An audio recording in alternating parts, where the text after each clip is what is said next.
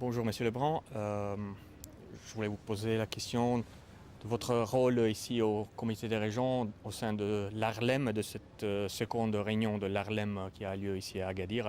Savoir qu'est-ce que vous en pensez, quel est l'avenir que vous voyez pour le dialogue euro-méditerranéen au niveau local et régional. Eh bien, je pense que le comité des régions, en tous les cas, qui a lancé l'initiative de composer l'Arlem avec les pays de la Méditerranée, a comme objectif essentiellement de voir comment des politiques peuvent arriver auprès des autorités locales et régionales, c'est-à-dire finalement auprès du citoyen.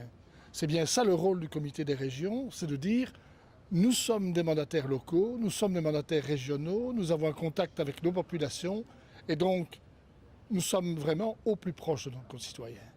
Et donc ici, au niveau de l'Arlem, il est clair que nous avons la même démarche.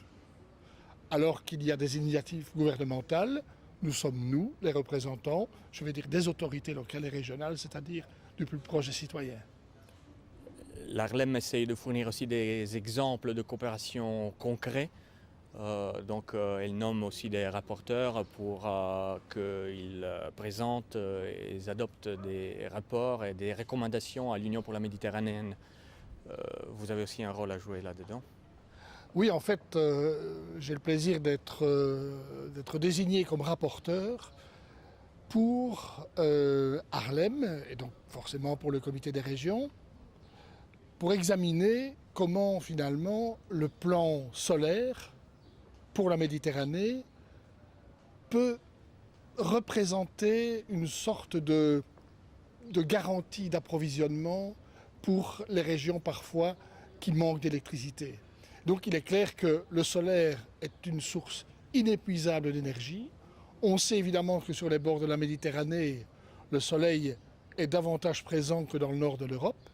Et donc il est clair que mon rapport va essentiellement viser à montrer comment on peut, avec le solaire, avec le photovoltaïque, avec le thermique, arriver à produire une électricité qui permette alors à des régions qui en manquent de disposer de ce confort. Et donc, il est important de travailler sur le sujet parce qu'on sait que le pétrole, d'une manière ou d'une autre, est un produit qui s'épuise à grande vitesse.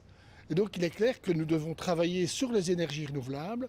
Et ici, bien sûr, dans des régions comme celle-ci, le solaire en est une. Il y en a une autre qui me paraît en tous les cas être porteuse d'espoir, c'est également l'éolien, puisque nous sommes en bord de mer et que par définition, le vent est assez présent.